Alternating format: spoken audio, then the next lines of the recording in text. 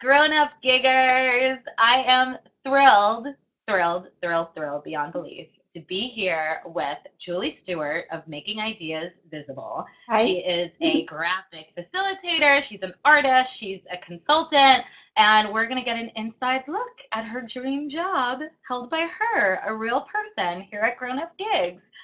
So thanks everyone who's here live. Thanks for everyone who's listening to the recording. I put the links up to find me and to find Julie.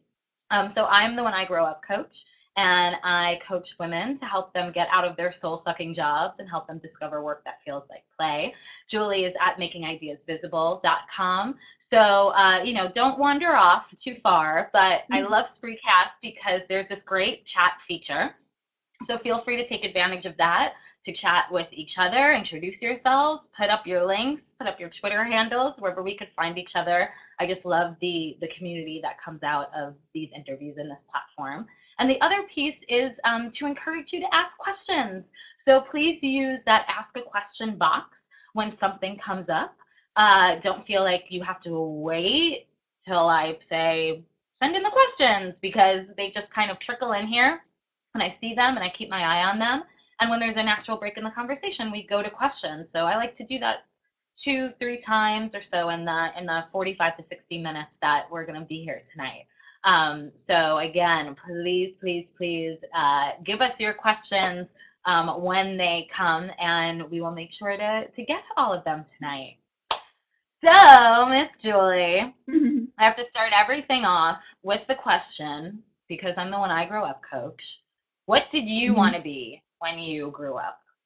Do you remember back to Well, that little Julie? yeah, and I think it was by the time I sort of was realized, that I needed to think about what I wanted to be.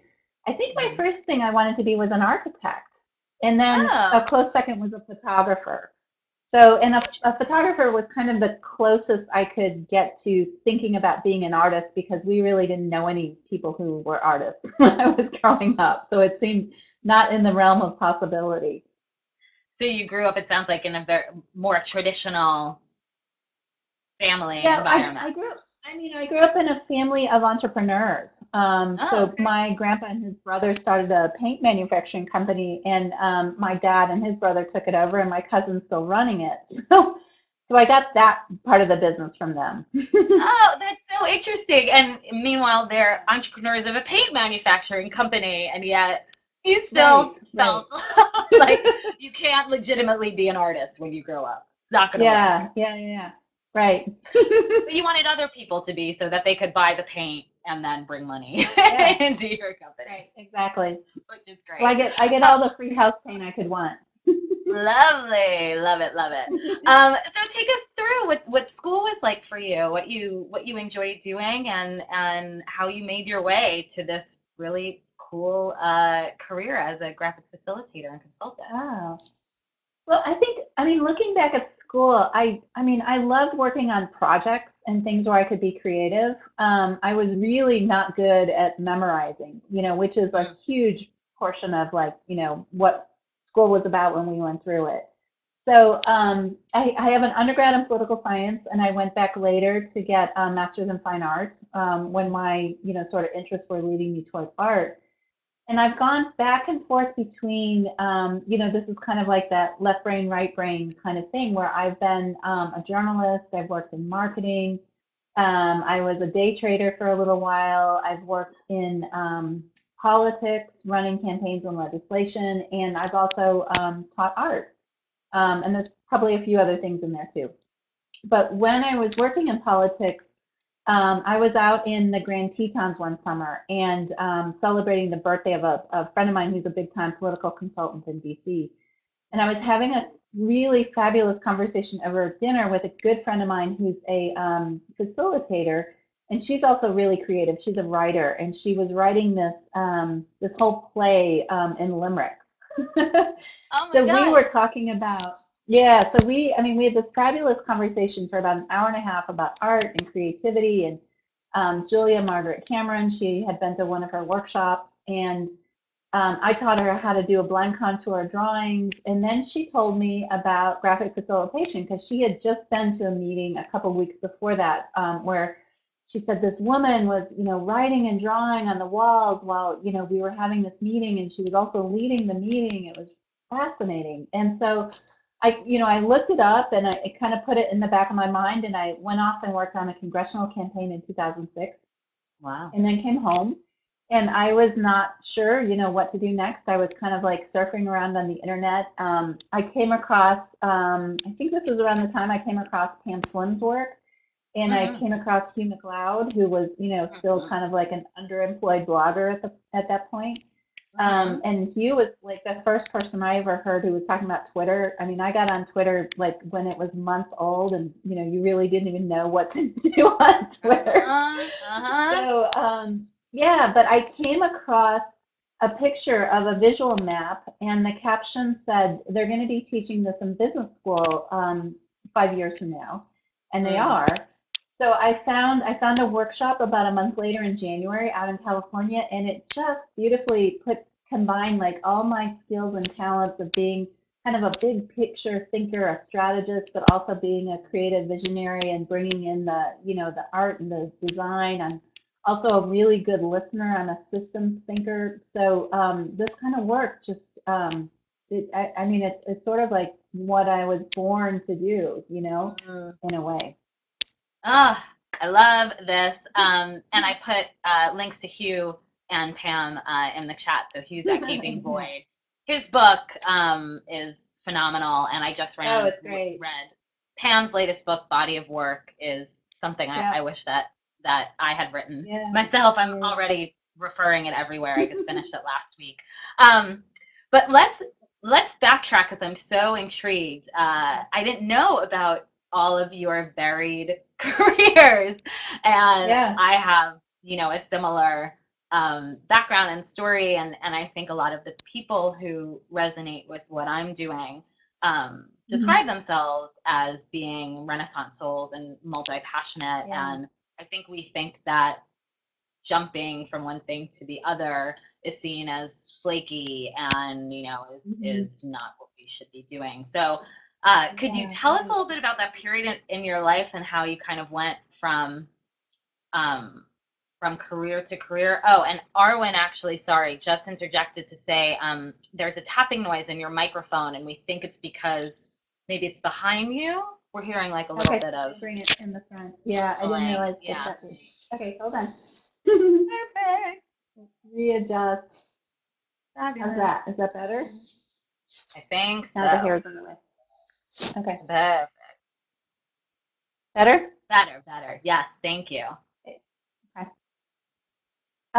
Yeah, I sort of felt like that for a while, like I was jumping from one thing to the other, and they sort of didn't seem to make sense with each other. But when I went out to California, and I was in Bodega Bay for this training, on the way up there, I stopped and on Stinson Beach, and I found this like perfect sand dollar, and I actually have it on my business altar right back there.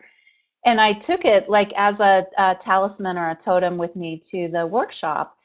And what I found was like once I looked at all of the different pieces and parts and then saw like how they beautifully fit together to lead me to that particular moment, I was like, this makes sense. And it became like a whole thing. Like they all fit in this beautiful whole thing. And so looking at the sand dollar became sort of a mandala for me, with Mm, like it has all of these different parts of the sand dollar, but they form, this beautiful whole. So it mm. just, yeah, I got to the point where all the journey started to make sense. And maybe it just takes time, maybe it just takes time and perspective, and you have to try a bunch of different things until you evolve it to the point where, the right thing, you find that groove. Ah, it's perfect, and I agree with that. And I think sometimes we beat ourselves up when we're shifting courses and Hmm. directions. But I think as long as we're staying true to our own passions and skill set and what we enjoy doing, even if we end up Right, not doing that for 50 years, we're going to get to a right. point and realize, oh, I don't regret any of those things because they all brought me here, Yeah. which is Well, what I'm and hearing you and say. guess what? I mean, creative people are always going to be shifting and evolving, so get used to it. I mean, we get bored Amen and when things stay too much hallelujah. the same. I We mean, have it's to hard though embrace because it. yeah, you have to embrace it, and it's hard too because you get these ideas, and then it takes you like 6 months to like catch up to where the idea is, to like design the course or design the work or do the marketing or whatever to get to the point where you can actually get that idea out. Sometimes it takes a lot of infrastructure building underneath it. So it's a challenge to be a Yeah, creative person. yeah. But I love this because if you prepare yourself to know things are always going to change, they're always going to evolve, there's always Yeah. going to be something new to work on. And if you give yourself that breadth and that permission and be Mhm. kind to Right, yourself, kind of expect it, right. then Yeah, we'll be able to lean into it as yeah. opposed to, I think when we fight it and resist it and try to instead put ourselves in a box and Hmm. handcuff ourselves to, the job or anything else Right. that's bad news. I mean, Bad news. I think the trick is getting really good at discerning, what's an idea worth following and what's an idea that's going to take me down a rabbit hole. And for me, that's Yes. where my intuition really comes into play, and I listen really hard and I sort of see if the idea has resonance, has it come up before? Is it coming up again? Does it really want my attention? Those kinds of questions. Ah. So is it a gut feeling at the end of the day, what you decide to Oh pull the yeah, trigger totally. on? Yeah. It's your gut, it's your heart, it's your Hmm. stomach, My heart, and it's yeah, yeah, all that stuff. Yeah, I've mm, gotten really good at attuning to my body. So, uh, yeah, it's always much more accurate than my mind. Always. even though our mind likes to tell us differently or Oh try yeah. to convince us otherwise. It wants to be Hmm. in Right. charge. But that's Yep. interesting. When you put your heart in charge, you're gonna wind up Hmm. doing exactly what you need to be doing, which is great. Yeah. Um, so then let's kind of fast forward, through that patch of kind of, job hopping, and Yeah. being part of this congressional campaign, and then attending this training. When you realize, okay, this is what you want to shift into, could you talk a little bit about what that transition was like and Right. how you felt Right. emotionally as well as what you did tangibly for that? Because that seems like a really Yeah. big shift. Yeah. It was a big shift. And so I mean, I felt emotionally like, wow, this is really, really cool. And we actually did this really interesting exercise where we answered this series of questions on the backs of these cards, and then we flipped them over and we went out and we drew different kinds of things. And then and and I still have my cards, but then we flipped them back to the questions, and you read what the question was, and then saw what you drew, and they became sort of like tarot cards, like your own personal tarot cards. Oh, But one of cool. my questions was like, can I do this? Is this what I'm meant to do? And I had drawn this like lush, jungly, plant, and I was like, yeah, this is, it's luscious. It's going to be really, yummy and rewarding and all that kind of stuff. So, practically, I found Hmm. myself wanting to run my own business without really knowing, what that was all about. So I had been working in the nonprofit arena, and kind of running the show there. And God, and what was that like? And I had the woman whose workshop I went to, she was a little bit of a mentor for me for a while. She gave me my first bit of business, which was an accountants conference in Montreal, which had absolutely no like metaphor whatsoever, not very rich visual, language. But it was, and I had a good friend of mine who worked for National Wildlife Federation, and I did some free work for them at a big meeting that they had. And so I started doing these kind of strategic freebies, and I did this. I did some work for an organization called Georgia Organics, which is like the statewide, good food farmer kind of movement back when the organization was, pretty small and young. And this was, I think, 2007 or 8. And about a couple months later, and they loved the work and they were so excited. And a couple months later, Alice Waters, the chef, legendary chef of the organic food movement, was coming to the CDC to give a talk. And so I asked my friends at Georgia Organics, I was like, let me, get in there and I'll do it for free. I'll, visually map our talk for free. So they kept trying to reach the folks at the CDC to get permission. They never heard from them. And they said, screw it, we'll just do it and like ask for forgiveness later. So they were Mm-hmm. great partners in crime, right? So it was like this kind of like guerrilla tactic. We walk into this brand new CDC building, this brand new auditorium, and I'm like taping up my paper, to the walls, and nobody's saying anything because I'm acting like I'm supposed to be there and stuff. So, Alice gave her talk and it was brilliant. And this was right as she was starting the school farm movement, where Mm. like the edible schoolyard, right when she was first starting to talk about it. And she was talking about how there should be a garden, a vegetable garden in the White House lawn, which, now there is. So she loved it so much, she signed it, and I digitized these visual maps afterwards, and this thing went like wildfire around the CDC. It went viral, pun intended. And I ended up getting a ton of work from the CDC, and they're still a big client of mine. Wow. So I always like people, when I kind of coach people who are getting into this business or really any business, it's like I still do strategic freebies. I just did a big conference in Atlanta that, there was probably about 1,000 people there. They were looking at the future of the city. Tom Friedman was one of the keynoters, Sir Ken Robinson, talking about education. The mayor was there. I had a Wow. bunch of clients who were there. And at one point, I was standing next to my work with a pile of business cards on my palm of my hand, and people were just like taking them like they were crackers. so, so you know, um, get out there and just serve, occasionally. Just offer your services for free where you think it's going to be in a place where you'll get good exposure or good Right. experience. Every time I do something for free, I kind of think of it as a way that I get to experiment and play, Mm. and try out different things where I don't have the pressure of, producing something perfect for the client.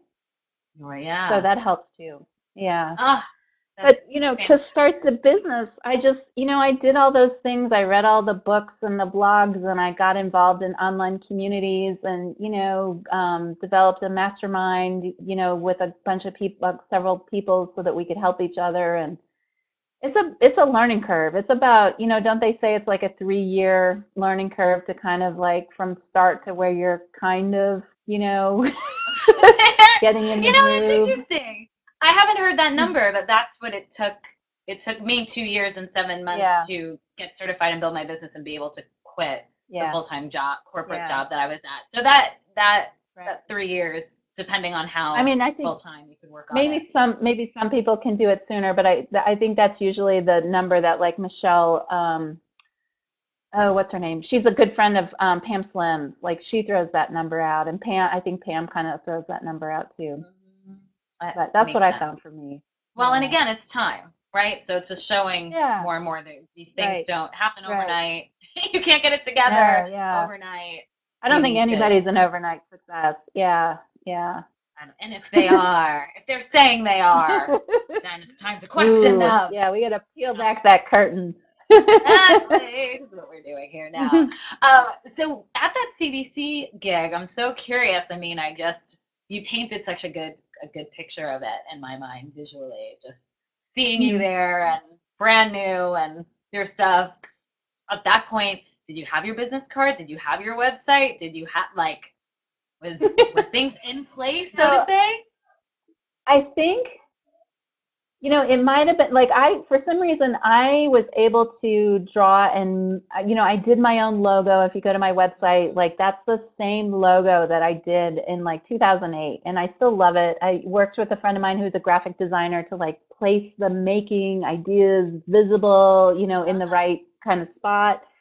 So, and I think I had to run out and get business cards printed when I went to do that National Wildlife Federation job, Oh. and I had to go out and buy a digital camera and like all this stuff so I could sort of feel like a pro a little bit, you know. Um, Fake it till you make yeah, it. but I Fake it till bought you make it. I know, and I bought, when I first had my business cards printed up, and I went to a real printer, so they're like really well printed and all that kind of Mhm. thing. But I printed a run of 2,000, and I am like down to my last about 100, so I need to go do some more really Oh, soon. wow. You know how long they'll last you, though, which is great. Yeah, I did. Well, yeah, pretty much. And and That- what's interesting too, I was just telling this story to somebody recently, but I worked a conference for a bunch of scientists that work on they're geophysical scientists. And this woman from NASA, this was in 2009, this woman from NASA held onto my card until last January when she called me about doing some work with them. So you never know like how long those business cards are going to live on, where they're going to end up. Absolutely. But she kept it. Man, did she keep it? Yeah. That's Yeah. fantastic. Fantastic. Hmm. I'm going to pause for a second to encourage everyone to really ask questions. I meant it when I said it earlier.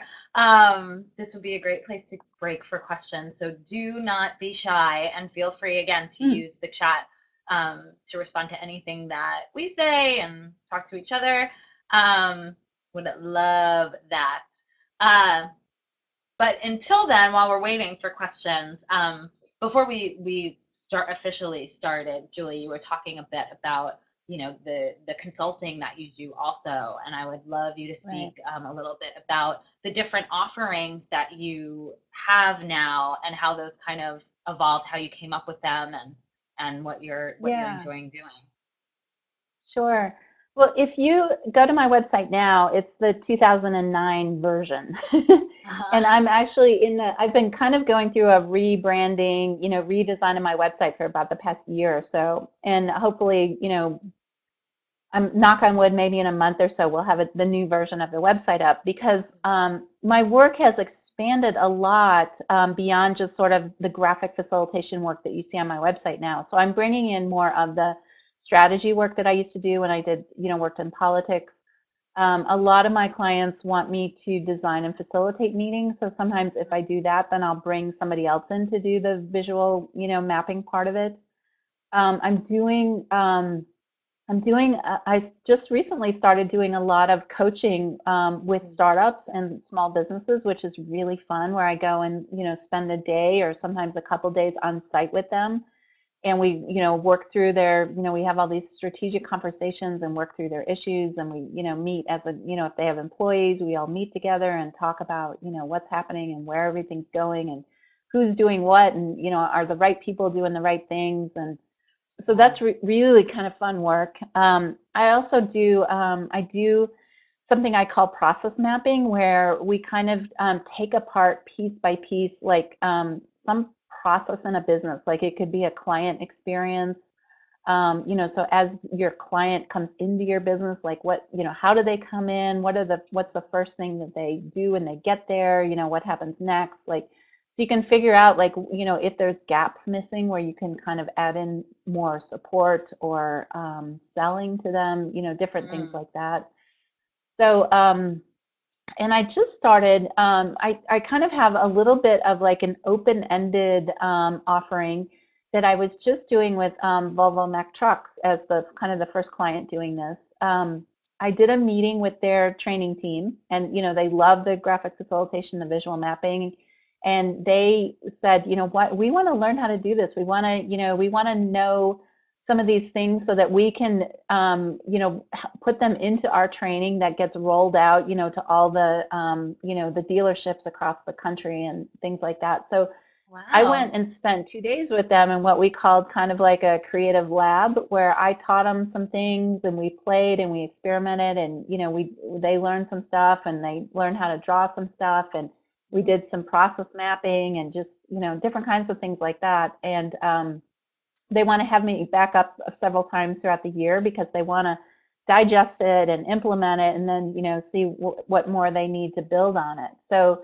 So that's kind of like they use the magic phrase with me is that they wanted me to help them harness their creativity because a Oh, lot of the times when I work, I feel like I'm the only creative person in the room, but everybody's creative. And a lot of the work that I'm doing now is I'm pulling everybody else's creativity out of them by teaching them, mm. different ways to do mind mapping or brainstorming or, things like that.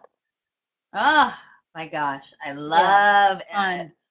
I love it. I see that sand dollar as you were explaining it. I like see the sand Yeah, dollar and right? all of the pieces. So bringing your strategy, your left Uh-huh. brain in with your right brain, and having you be so connected too to be able to strategize, interpret what people need for their businesses, whether they're alert, whether they're Yeah. Volvo, or whether they're a Right. solopreneur, business, and being able to have them see it. Oh my gosh, it's so Hmm. powerful and exciting.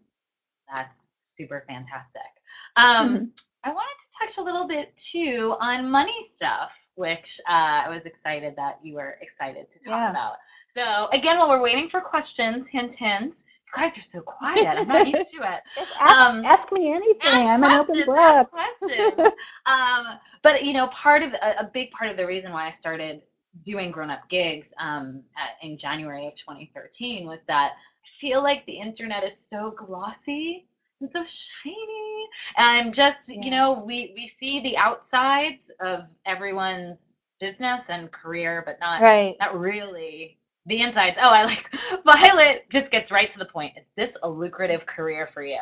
Violet, I love it. Very. And Yeah. I was going to say that in a different way. But I make sure that everyone that's here, it's not, oh yeah, I've had a trust fund. I'm a trophy wife. I don't make any money Right. from this. It's just what I do in my spare time. So if you could talk a little bit about the money piece of things, and, Yeah. the Yeah. lucrative part of that would be great. Yeah. The answer is yes. It is. It works really, really well for me for a number of reasons. One is that like I have a day rate, and when a client hires me, I charge them for the whole day, whether or not they only need me for an hour or 90 minutes or whatever, because typically I'm flying to where they are, so there's travel time involved and all that kind of stuff. And I charge for just graphic facilitation, I charge $2,500 a day. And the work that I was doing with Volvo Mack Trucks, I was charging $3,500 a day because there was some prep time for that, and it was kind of, it's a higher level skill what I was doing with them. Mm-hmm. But so when I actually and when I started my business, I was going through a separation and a divorce. And so I had to deal with, and I'd been in a marriage for a long, long time. So, and we had dual incomes, and the story was that his income was the bigger one, and mine was the smaller nonprofit, artist one or whatever. Right, Even right. though I had inherited some family money, and I became a really good investor and all that kind of stuff. So I was good at handling money, but not great at sort of getting out in the world and making money doing what I Right. loved. So this is when the big shift came, and working for myself. And I took a money course with Barry and her website used to be Conscious Bookkeeping, and now it's Money Therapy. I can't remember what it is, Oh, but we'll find it. and Yeah, I we'll find it and put it up. yeah, Barry Tesler Linden. Okay, And right. so and it was fabulous because she looks at, we started like looking at your money history, like, how did your parents treat money? What did they believe in? Like, what did you inherit from them? And sometimes you inherit good things and bad things. And then we moved into like the more practical stuff, like really learning how to do your books, and so I kept my own books for a while.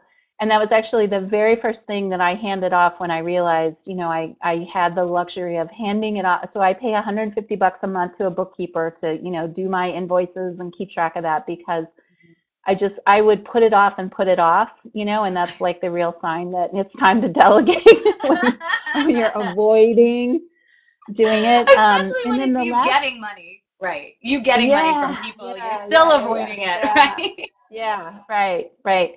And then the last part of Barry's course was all about sort of, visioning, like really kind of like putting your money vision together. So, and nothing brings you smack up against your money issues like running your own business, right? Oh, So, it's and I, so true. yeah, and I figured out like Barry had us like, add up like all of our monthly bills. Like this is what you really, really have to make a month to, pay your bills. And then this is like what's extra and, all that kind of stuff. So once you get really clear on your number, like I know I have to have 2 client days a month, to make my bills, to make my nut. And anything above that is like, nice. So that really helps me, when I can look out months ahead of time and know, oh, okay, I've got like a couple of days of work in this month and that month, and woo, I can breathe a little bit. It feels good. And Right. now for the last couple of years, my work has been steady, so I have that kind of constant reassurance that, I'm going to be in business for the next 3 months, or 4 months or whatever. And I've built up a nice little cushion so that, like last year, for some reason, like I had a huge October. Like I made $30,000 in October, which for me is, it was like $10,000 more than, or five or $10,000 more than my biggest month ever. And what was great about it too is there was a lot of work that was only like an hour or 90 minutes out of a day. So my hourly rate that month was like about $1,000 an hour, which was really sweet. Wow. And November was a decent month, but then December I only had like 1 day of work, which was like Mm. $2,200, and then I didn't have work until like February, which was really weird and really unusual. And you can kind of start to freak out when that happens a little bit. Right, right. But I mean, I had this big, big, cushion left over from October, that I was kind of, working my way through and making some investments in my business and things like that. So that helped ease like the freak out of like having a whole month where I really didn't have income coming in, or like 2 months Mm, kind of, So mm. so I was just talking to a friend of mine, and we were kind of coaching each other, and he said, you might just have to accept that your pipeline is random. Like, like Interesting. and I've looked back at like so usually in my business, May and June are pretty big months because people want to have meetings and they have big conferences and things like that. And then a lot of times like late September, October to early November are usually pretty big months too. But sometimes that's not the case, so or sometimes other people in my industry are getting the work or whatever. So it's funny and it's interesting. And Mm. like I realized last year, when I had that gap from like I didn't work from like December 2nd to like February something. Uh-huh, And so in uh-huh. this year I had some work that where I started back in mid-January. But after that experience, I was like, why am I like sitting around at home, when I could be, so I went to the Caribbean this past year over the holidays. I Yay, took, I amen. just, I took 3 weeks off, and I was like, nobody's going to need me, the last part of December and the first part of January. So I found a really great little town where I had a friend, and I, got a condo for like $1,300 a month, and I spent about 1,200. So it was like it was like a day's worth of my work just to go spend three Right. weeks in the DR, right? I had a bunch of miles. I used miles to get there. And what I realized, like I was down there, and I really I had I got to the I did a little bit of business stuff when I first got there. Like I had to send my newsletter out, and I had just a couple Mm. things to do. But then I let go of everything, and I mean I learned how to paddleboard, and I walked on the beach every day, and I hung out with really fun people, and I let myself have this like extended amount of unscheduled time. And when I Mm. came back, I didn't know this was going to happen, but I had so many creative ideas like bursting out of me because I had given myself the time to kind of like recharge and just be, scheduleless and not feel the Right. pressure, of, yeah, the daily grind. So I learned that I need something like that because, you know, when I work really hard. So I need to, Mm. you know, counterbalance it. Ah, it is so great. And you answered, my next question, which was, what do you do? What do you do during those lean times? I think that Yeah. a lot of the times, maybe newer entrepreneurs that don't trust the cushion and the connections and stuff, Mhm. that's when they panic and they feel like everything's falling Right. apart and I'll never get Right. hired Right. again. But having hear you trust that piece of, you know what, no one's gonna miss me. I need to recharge. I need to relax. And to know when you came back, you just had a wealth of ideas. I think it's so important for Mhm. us creatives and us entrepreneurial Right. people to take that break. Sometimes we convince ourselves that it's you can't do it, but yet I find that Yeah. it's you become more productive by giving yourself that relaxation time. Right. Well, and Um, panic, you know, panic never comes to any good anyway. and, uh-huh. and I mean, it took me a little while to learn that, you know, that was kind of, you know, that would be my default, you know, when the phone wasn't, you know, I mean, if the phone doesn't ring, you know, then I'm not getting work and I'm not getting paid typically. So when the phone doesn't ring for a little while, you know, I'm kind of like, oh, what's up with that? But I also do a lot of sort of energy work, you know, under behind the scenes and work really internally on, you know, just issues around abundance and all that kind of stuff so that you know, I'm constantly putting out to the, you know, kind of like the universe, like what I want. Like I really, really want to go work in Africa for a month. And I know it's going to happen at some point because I keep asking for it. And little bits and pieces of it keep coming toward me, you know, and I know that the full thing is going to happen at some point. So there's, I you can't know, wait. yeah, it's just, you know, I try to just not get into the fear and the worry cycle, you know, and just keep, you know, trusting. Like, and every time I do, you know, the good stuff comes.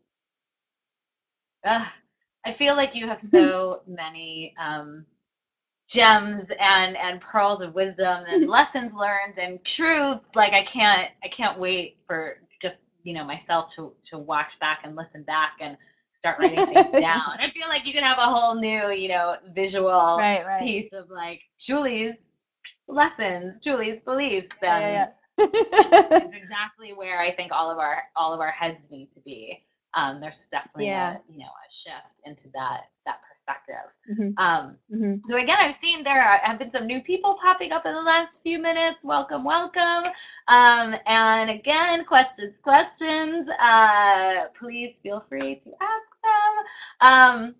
But until there are more questions that pop up, I think maybe having this be an inside look at this, dream job, is there Right. anything peeking behind the curtain that people might not expect about the work that you do or think about the work that you do, but that you want to Hmm. tell them? Wow. Or not?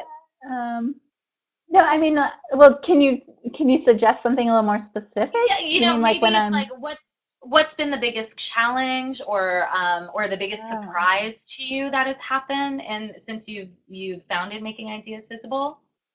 You could talk about a Hmm. bit. Um, what is the biggest? Huh, huh, huh, huh. It's good that nothing's jumping out at you. I feel like there hasn't I been, know. any big anything that went down in smoke or anything like that.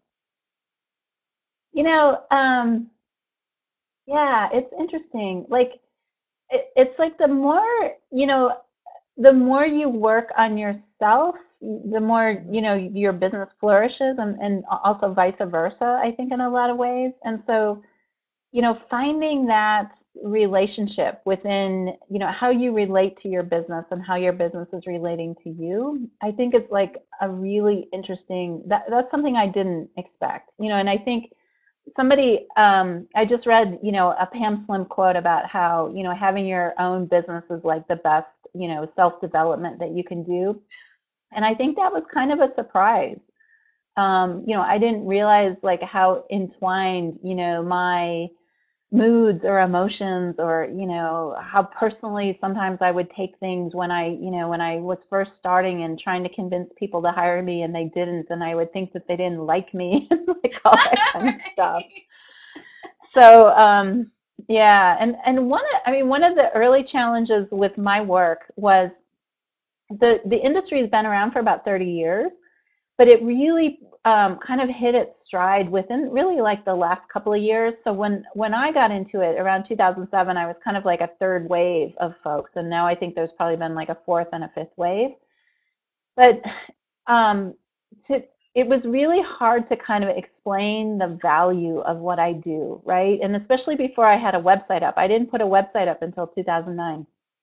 So I'm like trying to Interesting. have these, yeah, and so I mean, once you go to the website, or you see a visual map, or you see somebody doing graphic facilitation in action, you totally get it. Hmm. But it's really hard to explain to somebody, like like we do, and have them Right. sort of understand it. So I realized like just that I had to do a really good my website had to do a really good job of explaining what I did.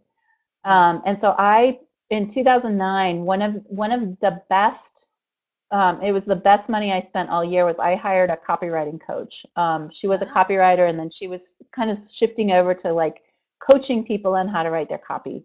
Because I had written my copy about two different times, and I was talking about the process, and and not really like the solution, the problem that I'm solving for somebody. And so she helped me.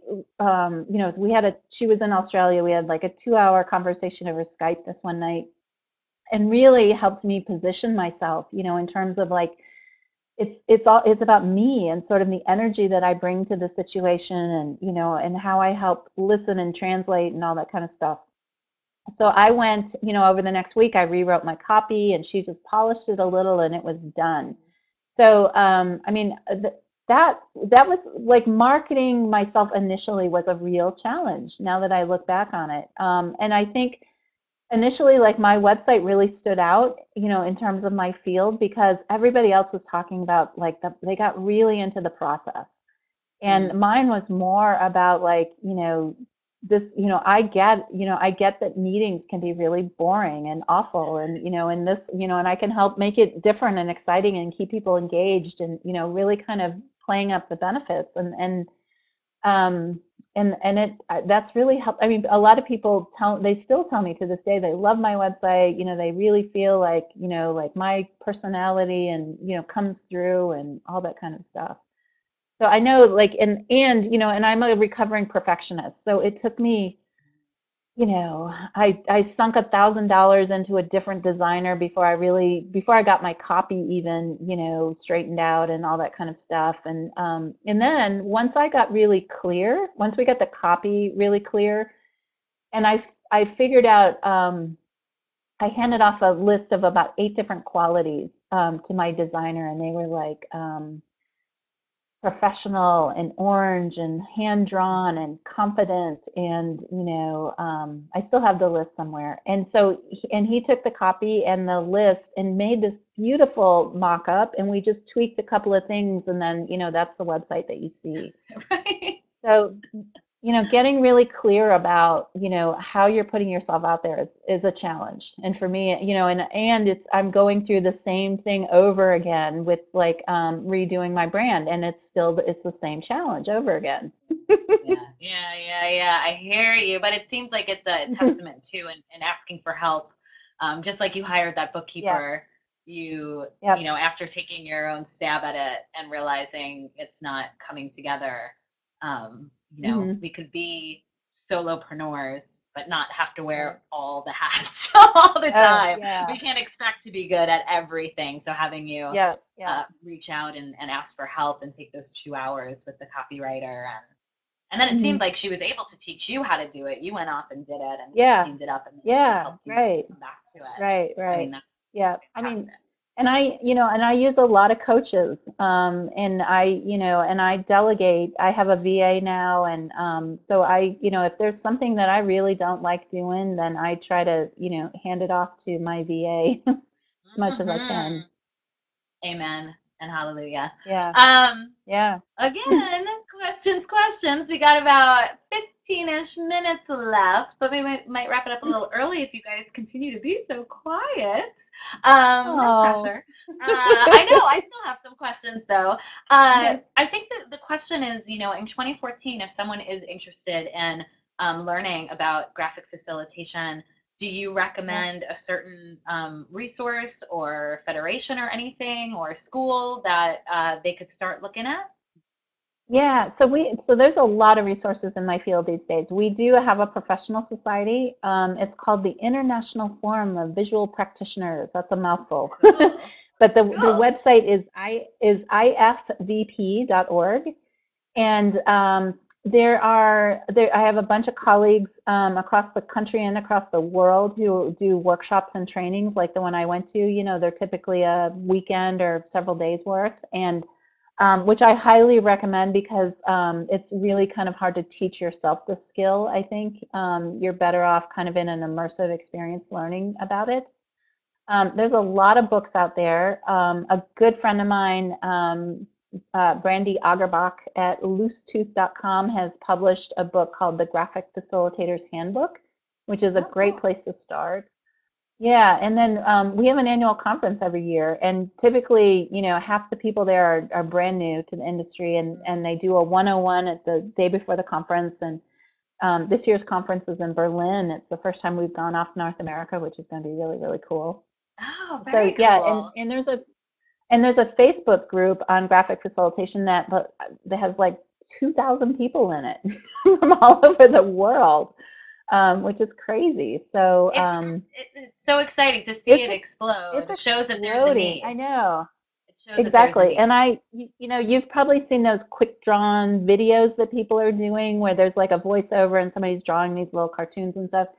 And those started just a couple years ago and they've really exploded the industry. So all different kinds of people are coming into it. And like it's really gone very mainstream. Like yesterday I was flying home from Boston. I fly Delta because I'm in Atlanta, and the cover of the magazine, this month's Sky magazine, a colleague of mine illustrated it, and it's like they did this whole feature on Seattle, and he's drawn like Starbucks Oh, and like Boeing and like all these, Seattle. So it's like graphic facilitation on a magazine cover. as art. I mean, it's art. Yeah, It's yeah, art. That yeah, makes yeah. sense And to he's me. a Yeah, and he's kind of a cartoonist. He came out of the cartooning field, which a lot of people recently coming into this field were like cartooners or illustrators, and they're finding their way into graphic facilitation. Great. Super great. And Violet has another question. Thank you, Violet. What do you Okay. think about taking online classes for graphic facilitation? Yeah, so some of my colleagues are doing that too. There's Alpha Chimp has an online class, and it depends on like what kind of learning style. I have a really hard time learning online. I just lose patience with online courses. I have a hard time staying focused. I'm much more of an immersive learner where, if you stick me into a situation over the course of several days, I can really learn well. So, and I know Alpha Chimp has a really good product, so I'm sure that if that's your kind of learning style, that it would be a great place to look. Great. Fabulous. Yeah. Love it. So what's next for Hmm. you? What's next for you besides What's a new next? website? I can't wait to see it. Yeah, I'm just gonna yeah, keep my eyes peeled. yeah.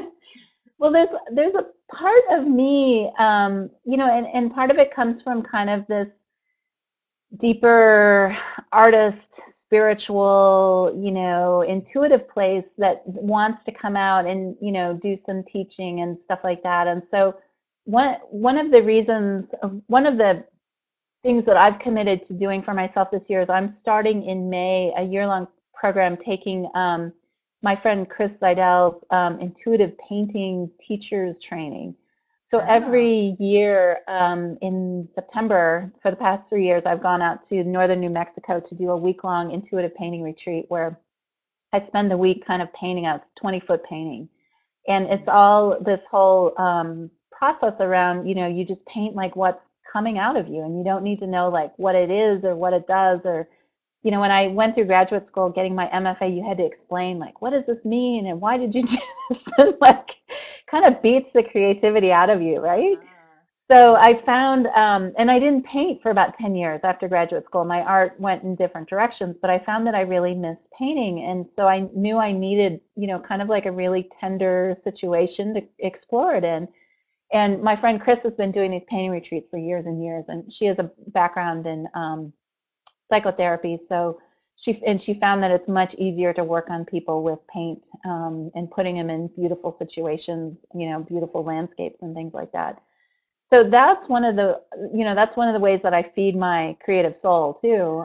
Is I give myself a week of painting in the desert. But then this year coming up, I'm going to be spending 4 separate weeks throughout the year going out to California to do this teacher's training because Mm. I want to be able to run these retreats and have, paint is kind of like the doorway, but then I want to do, I've been like a yoga practitioner for years and years, and I do a lot of 5 rhythms dancing and just, helping women get more intuitive and into their bodies and, really grounded in the earth and in our creativity and things like that. So I actually wrote off my trip down to the DR because I was also exploring potential locations for doing painting retreats.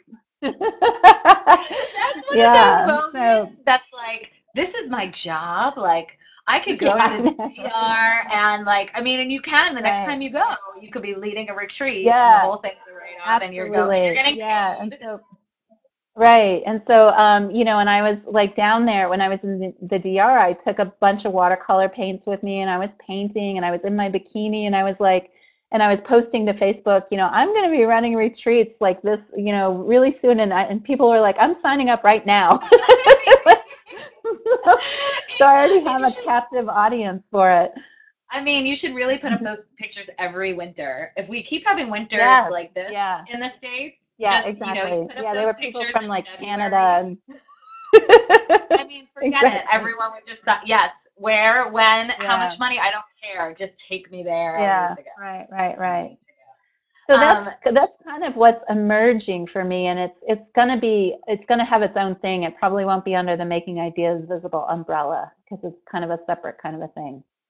Interesting. And so it's more Yeah, teaching and facilitating in a different way. But right, it just seems like right. everything's connected. Like you have this inner mission Everything is statement connected. about Yep. helping people, helping companies, helping women harness their creativity and tap Hmm. into their creativity, especially if they don't think they have it. Right, right, Amazing. right. Exactly. Because everybody does.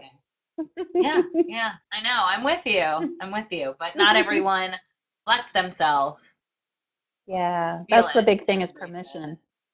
Yes, Yeah, that's the big time, permission. Hmm. big time. Jennifer wants to just make sure, and I'm so glad she asked us, repeat the website. Is it isvp.org Oh, for the so it's Federation?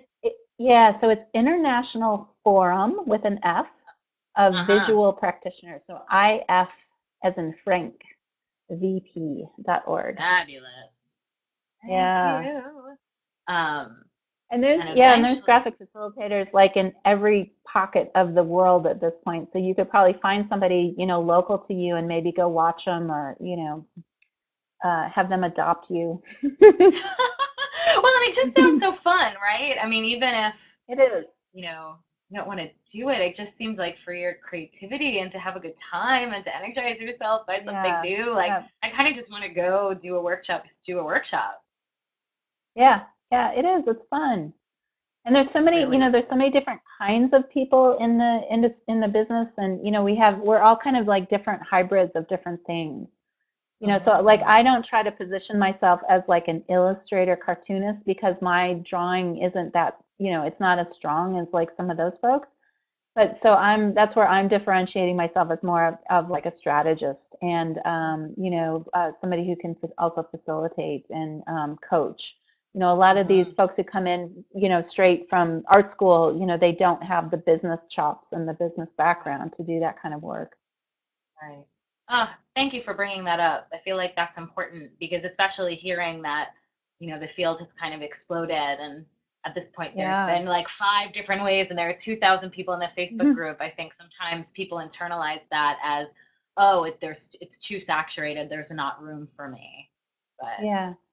I'm Well, learning. and because I remember asking my uncle like years and years ago, and he's a lawyer and he clerks for the Supreme Court in the state of Alabama, and he's about to retire. But when I was in my young 20s and I was thinking about going to law school, and I mean, there's a gazillion lawyers in the world, and he said, there's always room for another good one. So, don't let the numbers stop you. True. It's true. Hmm. And same with artists, same with entrepreneurs. Right. But Right. I mean, there's great ideas happening every day. Mhm. Yes. Amen. And if we embrace the change and learn to expect it and learn how to communicate and market ourselves and have that Yeah. perspective of there being abundance, Yeah. seems like Right. it's perfection, which is fantastic. Hmm. I think we're going to wrap up here if there aren't any other questions. You guys have been quiet, but I think it's because, Julie, like you've just been so thorough and inspiring and open Good. I and hope honest. so. Absolutely, you have been. I know I'm walking away with so much from this, and we'll just be like listening to it again right away when we're done to Good. get even more goodness. So, everyone, go visit Julie, sign up for her newsletter, sign up for your own graphic Yeah. facilitation session, coaching, consulting at makingideasvisible.com. And And I find have me a at I when have I a go, face yeah. and I have a Facebook page too, Making Ideas Oh, Visible on good. Facebook. So you can find me there. Yeah. Yay. Yay. Fabulous. And I'm at whenigrowupcoach.com. If you want to know more about grown up gigs, it's /GUG at whenigrowupcoach.com. And we're here until March 28th talking to someone every weekday. And I'll be back here at 8 p.m. tomorrow with Danielle Maville, who used to be the Etsy seller education lead and is now the GM of social good at BarkBox, which is like a subscription Wow. box for dogs. So lots of like passionate people doing lots of different things and making it work. And I'll be with her in the BarkBox office at 8 o'clock. So you could see everyone watch your inboxes tomorrow. You'll get the link to join me and Danielle. And thanks so much for being here. Thanks, you guys. So fun. And Thanks. thank you, Julie. Thank Bye, you, everyone. Michelle. I loved it. Bye. Thank you.